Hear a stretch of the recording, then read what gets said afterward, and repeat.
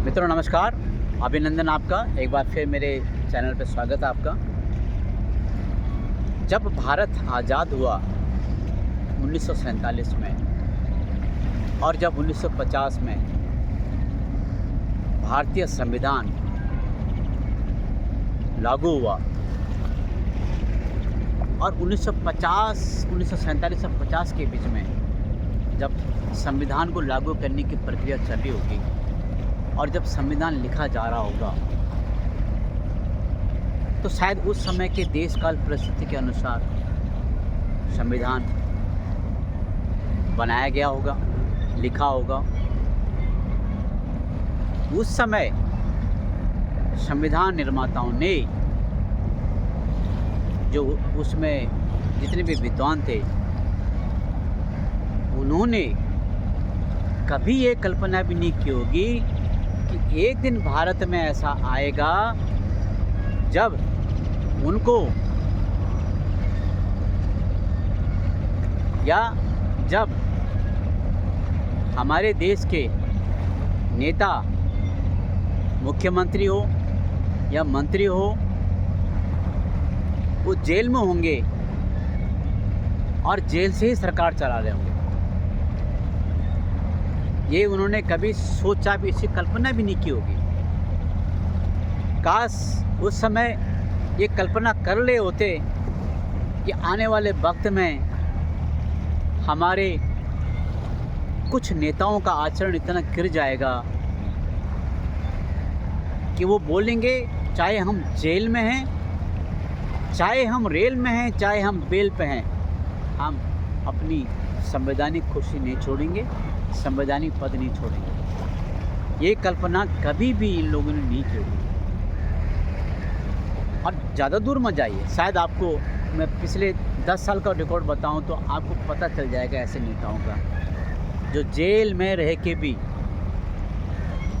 Meeting कर रहे थे, शासन प्रशासन को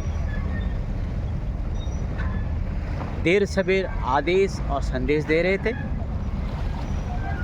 और बड़े दबंगई से कि नहीं मैं तो कुर्सी नहीं छोड़ूंगा क्योंकि मेरे को जनता ने चुना है, मुझे जेल भेजा है, तो जब तक आरोप साबित न होंगे मैं सरकार में रहूँगा। इस प्रकार के नेता और मंत्री, मैं फिर कह रहा हूँ, 10 साल पहले की बात कर जाइए, शायद आप भूल गए होंगे, जनता भी भूल, क्योंकि हमारे भारत देश की जनता की आदत बहुत कमज़ोर है, वो भूल जाता है। इसलिए पिछले 10 साल का रिकॉर्ड तो आप खंगाल सकते हैं, वो आपके दिमाग में छप गया होगा, शायद उनकी शक्ल भी आपके दिमाग में होगी कि वो कौन नेता है। जेल में रह के भी हम सरकार चलाएंगे, ये कहते हैं, ये हमारा संवैधानिक अधिकार है।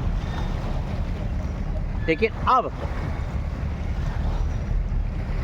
ये वक्त की मांग है, इस समय की मांग है। भारत जैसे जनतंत्र में, प्रजातंत्र में इस प्रकार के दबंगई नेताओं को, इस प्रकार के आचरण को धारण करने वाले मंत्रियों को एक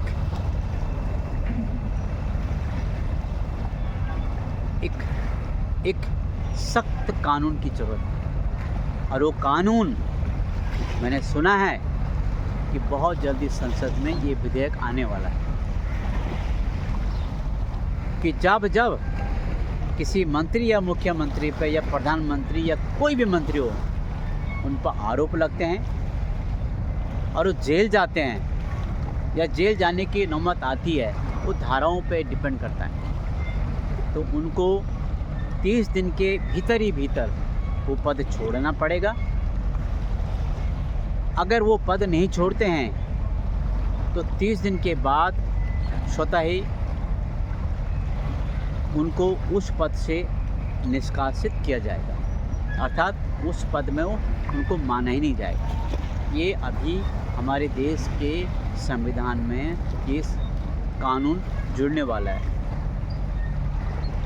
बहुत खुशी हो रही है कि इस प्रकार के कानून हमारे देश में आने वाले हैं। खुशी दुख तो है कि एक जनप्रतिनिधि जिसको देश की जनता, जिसको राज्य की जनता, जिसके क्षेत्र की जनता, जिसको स्टेट की जनता चुनती है कि आप हमारे राज्य के या देश के शासन प्रशासन की कमान संभालिए।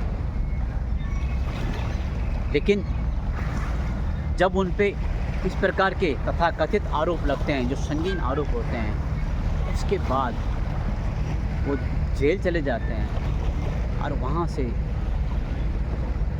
शासन प्रशासन को चलाते हैं, तो दुख होता है। केवल और केवल इस प्रकार के जनप्रतिनिधि और नेताओं को उनको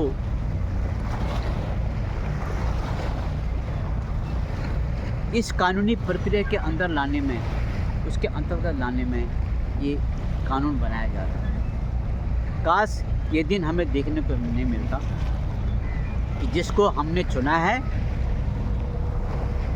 वो आरोपित है और जेल में है और फिर भी वो सरकार चला रहा है।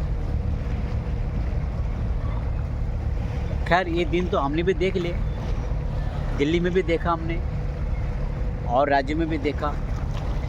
लेकिन अब आने वाला वक्त इन सभी नेताओं के लिए अच्छा नहीं होगा। अब ये दमखम दिखाना बंद कर देंगे या उदाहरण देना बंद कर देंगे कि मैंने क्या गुनाह किया है। वो भी तो जेल में था, वो भी तो सरकार चला रहा था, ये तो हमारा संवैधानिक हक है। शायद इस प्रकार के शब्द और उनका प्रयोग और इन शब्दों के द्वारा अपने आप को सुप्रीमो समझना, ये सब बंद हो जाए। और कहीं न कहीं अभी मंत्रियों में, मुख्यमंत्रियों में एक डर का माहौल बना हुआ है। वो डर किस बात का? अरे कल मैं जेल चले गया तो मेरी कुर्सी छूट जाएगी, इस बात का डर है। क्योंकि ये कुर्सी छोड़ना ही नहीं चाहते।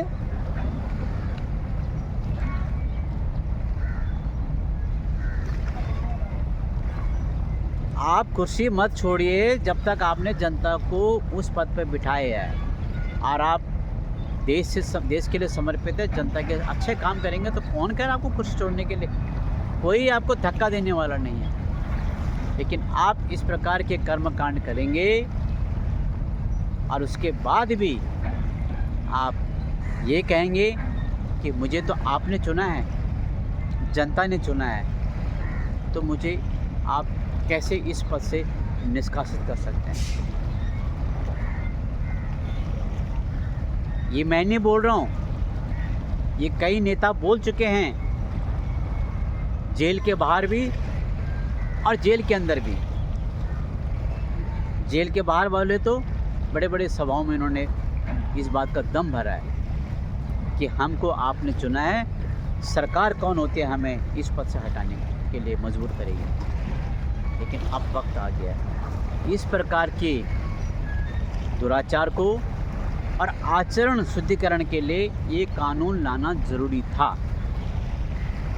और पूरे देश इस समय इस कानून को लाने के बाद जनता बहुत ही खुशी महसूस कर रही है और बड़ा गदगद है। याद रखिए, जो कानून ला रहे हैं उनके लिए भी एक कानून है। ये नहीं कि वो इससे बच जाएंगे, नहीं बचने वाले। इसी को तो कानून कहते हैं। कानून बोले तो सबके लिए एक जैसा। मित्रों, आने वाले समय में आप इस कानून की रूपरेखा को बहुत जल्दी ही देखने वाले हैं। तब तक आप इंतज़ार कीजिए। नमस्कार।